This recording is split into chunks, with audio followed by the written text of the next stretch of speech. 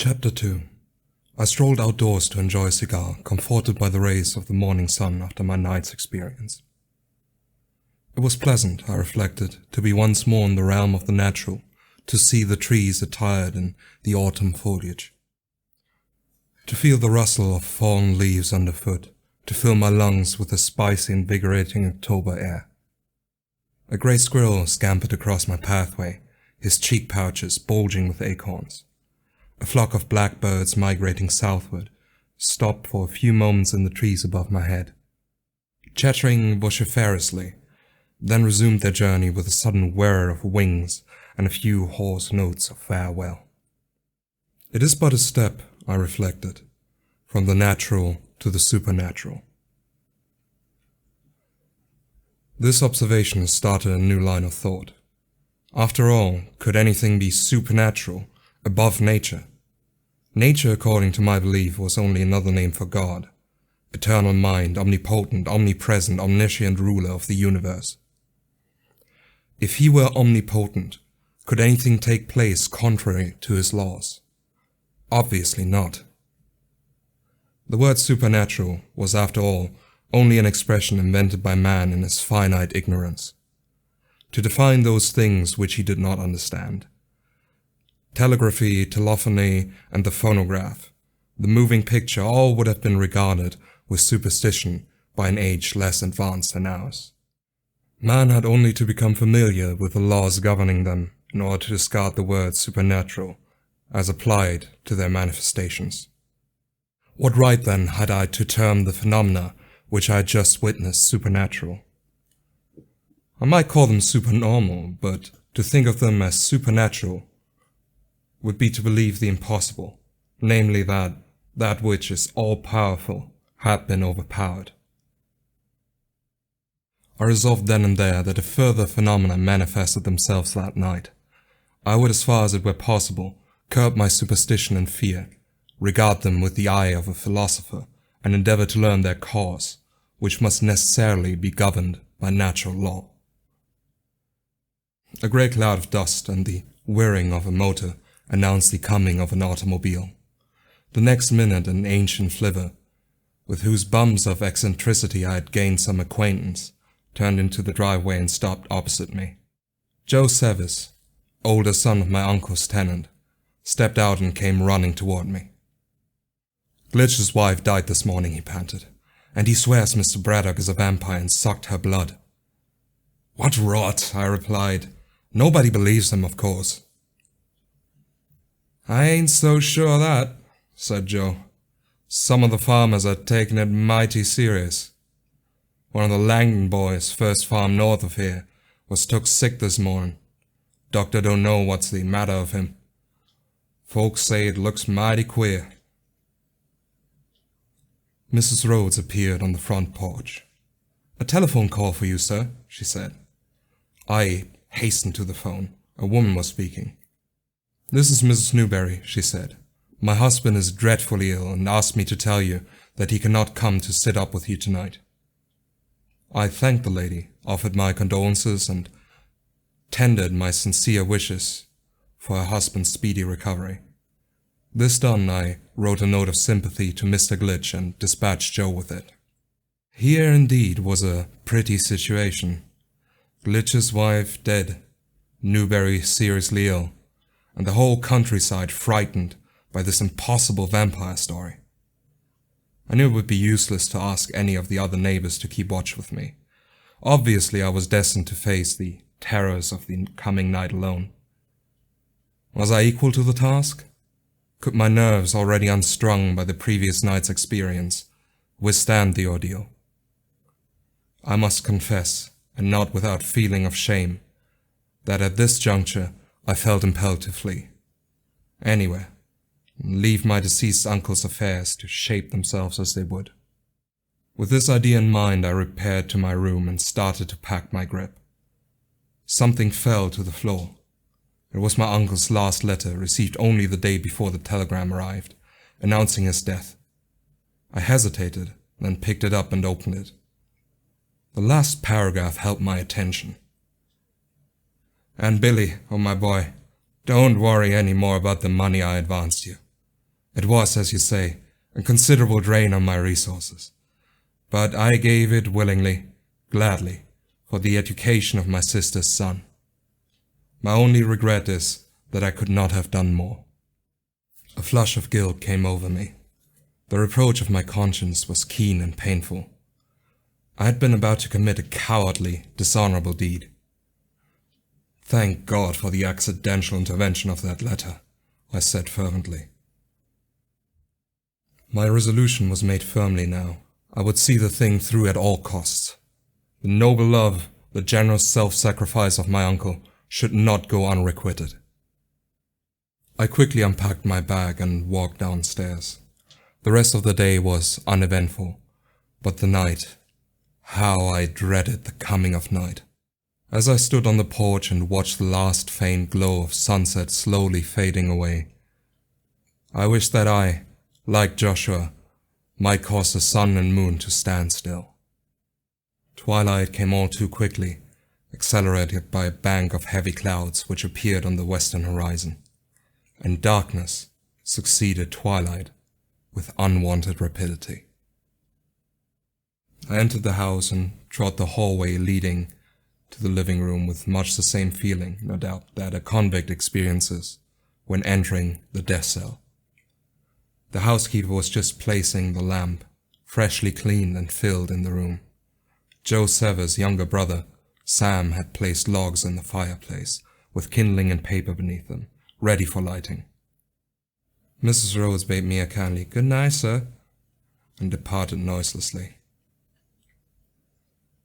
At last, the dreaded moment had arrived. I was alone with the nameless powers of darkness. I shuddered involuntarily. A damp chill pervaded the air, and I ignited the kindling beneath the logs in the fireplace. Then, drawing the shades to shut out the pitch blackness of the night, I lighted my pipe and stood in the warm glow. Under the genial influence of pipe and warmth, my feeling of fear was temporarily dissipated. Taking a book from the library table, I settled down to read. It was called The Reality of Materialization Phenomena, and had been written by my uncle. The publishers were Bover and Sons, New York and London. It was apparently a record of the observations made by my uncle at materialization seances in this country and Europe. Contrary to my usual custom on starting a book, I read the author's introduction. He began by expressing the wish that those who might read the work should first lay aside all prejudice and all preconceived ideas regarding the subject, which are not based on positive knowledge. Then weigh the facts as he had found them before drawing a definite conclusion. The following passage in particular held my attention. While it has to be admitted with regret that there are many people calling themselves mediums who deceive their sitters nightly and whose productions are consequently mere optical illusions, produced by chicanery and legerdemain, the writer has nevertheless gathered at the sittings recorded in this book, where all possibility of fraud was excluded by rigorous examination and control, undeniable evidence that genuine materializations are and can be produced. The source and physical composition, if indeed it be physical, of a phantasm materialized by a true medium remains up to the present time inexplicable. That such manifestations are not hallucinations has been proved time and again by taking photographs. One would indeed be compelled to strain his credulity to the utmost were he to believe that a mere hallucination could be photographed. As I have stated, the exact nature and source of the phenomena are apparently inscrutable. However, it is a notable fact that the strongest manifestations take place when the medium is in a state of catalepsy or suspended animation. Her hands are cold, her body becomes rigid, her eyes, if open, appear to be fixed on space. A roll of thunder, quickly followed by a rush of wind, rudely interrupted my reading. The housekeeper appeared in the doorway, lamp in hand. "Would you mind helping me close the windows, sir?" she asked. "There's a big rainstorm coming, and they must be closed quickly, or the furnishings and wallpapers will be soaked." Together we ascended the stairs. I rushed from window to window while she lighted the way with the dim lamp. This duty attended to, she again bade me good night, and I returned to the living room. As I entered, I glanced at the casket, then looked again while a feeling of horror crept over me. Either I was dreaming, or it had been completely draped with a white sheet during my absence. I rubbed my eyes, pinched myself, and advanced to confirm the evidence of my eyesight by the sense of touch.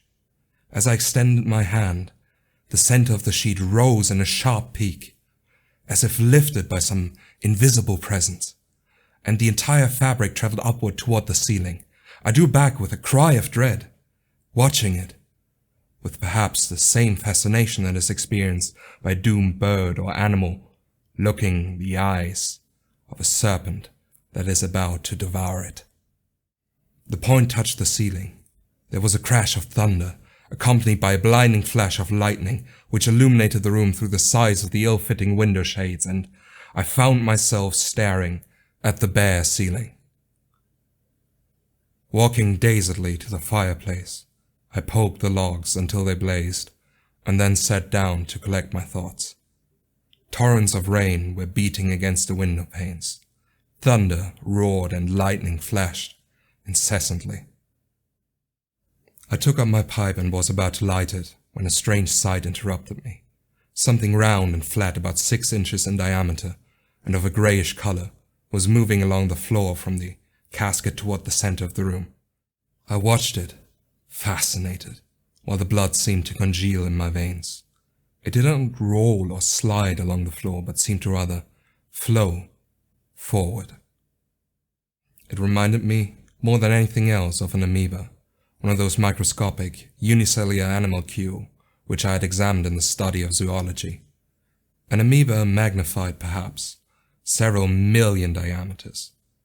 I could plainly see it put forth projection resembling pseudopods, from time to time, and again withdraw them quickly in the body mass. The lighted match burned my fingers, and I dropped it on the hearth. In the meantime, the creature had reached the center of the room and stopped. Metamorphosis was now taking place before my eyes.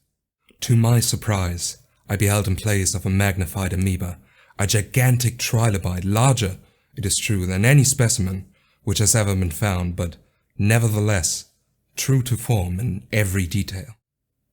The trilobite in turn changed to a brilliantly hued starfish, with active, wriggling tentacles. The starfish became a crab, and then the crab a porpoise swimming about in the air as if it had been water. The porpoise then became a huge green lizard and crawled about the floor. Soon the lizard grew large webbed wings. Its tail shortened, its jaws lengthened out with a pelican-like pouch beneath them, and its body seemed partially covered with scales of a rusty black color.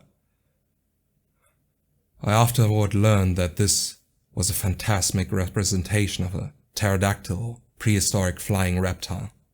To me, in my terrified condition, it looked like a creature from hell. The thing stood erect, stretched its wings and beat the air as if to try them, then rose and circled twice about the room, flapping lazily like a heron, and once more alighted in the middle of the floor. It folded its wings carefully, and I noticed many new changes taking place. The scales were becoming feathers, the legs lengthened out and were encased in a thick, scaly skin. The claws thickened into two-toed feet, like those of an ostrich. The head also looked ostrich-like, while the wings were shortened and feathered but not plumed. The bird was much larger than any ostrich or emu I have ever seen, and stalked about majestically, its head nearly touching the ceiling. Soon it, too, stopped in the center of the room. The neck grew shorter, the feathers became fur, the wings lengthened into arms which reached below the knees, and I was face to face with a huge gorilla-like creature. It roared horribly, casting quick glances about the room, its deep-set eyes glowing like coals of fire. I felt that my end had come, but could make no move to escape. I wanted to get up and leap through the window, but my nerveless limbs would not function. As I looked, The fur on the creature turned to a thin covering of hair and began to assume a man-like form. I closed my eyes and shuddered.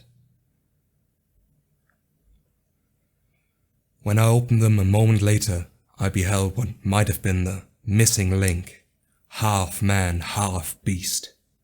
The face, with its receding forehead and beetling brows, was ape-like and yet man-like. Wrapped about its loins was a large tiger skin. In its right hand it brandished a huge knitted club. Gradually, it became more man-like and less ape-like. The club changed to a spear, the spear to a sword, and I beheld a Roman soldier, full accoutred for battle with helmet, armor, target, and sandals. The Roman soldier became a knight, the knight a musketeer, the musketeer became a colonial soldier. At that instant there was a crash of glass, and the branch of a tree projected through the windows. On the right of the fireplace, the shade flew up with a snap, and the soldier disappeared, as a brilliant flash of lightning illuminated the room.